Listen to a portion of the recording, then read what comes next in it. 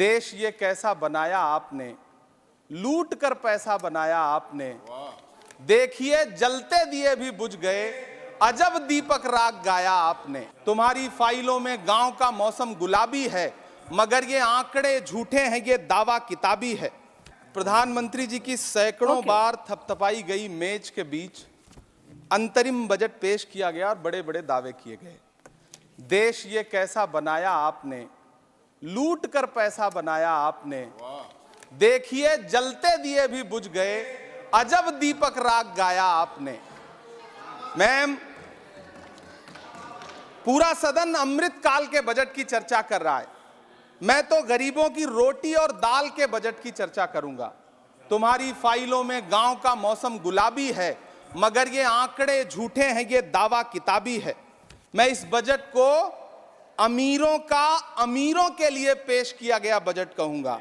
इसमें गरीबों के लिए कुछ है ही नहीं।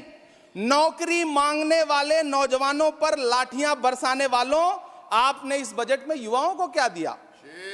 आपने पुरानी पेंशन बहाली की मांग करने वालों को क्या दिया? सालों से अपने लिए छत तलाश रहे लोगों को आपने इस बजट में क्या दिया? और फिर आपको पूरी उम्मीद है कि पूरा देश आपके इस पेश किए गए बजट पे लहालोट हो जाए, तालियां पीटे, मंगल गान गाए। कैसे संभव है?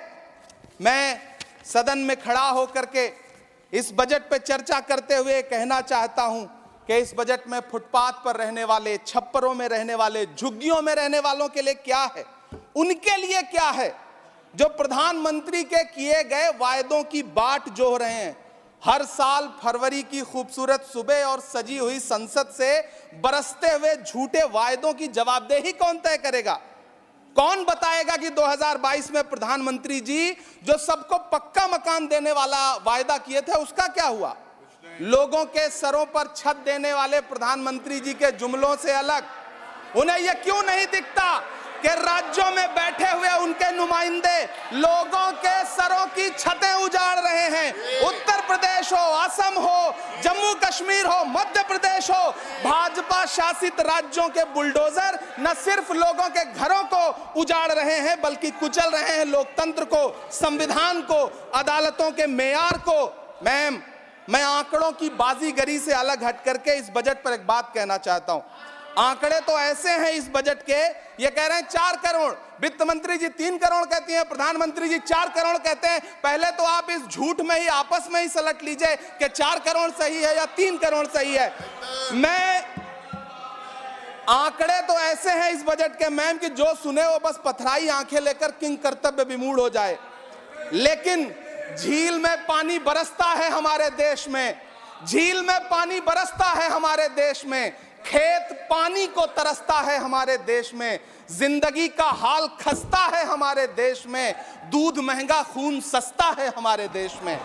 मैम, रोजगार, महंगाई, किसान, मनरेगा, पेट्रोल डीजल के दाम, गैस सिलेंडर के दाम, फसलों की एमएसपी की गारंटी, इन सब जन सरोकार की बातों से इस बजट का कोई लेना देना नहीं। हमारे ट्रेजरी बेंच के साथी हंगामा कर रहे हैं।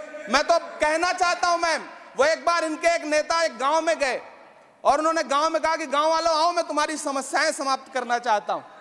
गांव वाले इकट्ठा हो गए। नेताजी ने गांव वालों से कहा बताओ तुम्हारी 2 समस्याएं बताओ, मैं दोनों समस्याओं का यहीं पे समाधान करूंगा। तो गांव वालों ने कहा साहब हमारी पहली समस्या है कि हमारे यहाँ कोई हॉस्पिटल नहीं है। तो नेताजी ने मोबाइल निकाला, कहीं फोन मिलाया और मिला के फोन पे पता नहीं क्या कुछ कहा कि यहाँ गांव में हॉस्पिटल नहीं है, हॉस्पिटल तुरंत, यहाँ हॉस्पिटल चाहिए। गांव वाले खुश हो गए कि 1 मिनट में यहाँ हॉस्पिटल आ रहा है। अगली समस्या के बारे में उन्होंने, नेताजी ने गांव वालों से कहा कि मैंने आपकी पहली समस्या समाप्त कर दी, दूसरी समस्या बताओ। तो गांव वालों ने कहा साहब इस गांव में कोई भी मोबाइल का नेटवर्क ही नहीं है। ये है इनके काम करने का तरीका, ये है झूठ बोलने का तरीका। इन्होंने वायदे किए बड़े बड़े, जो 10 साल के इनके वायदे हैं मैं उनके बारे में बात करूंगा।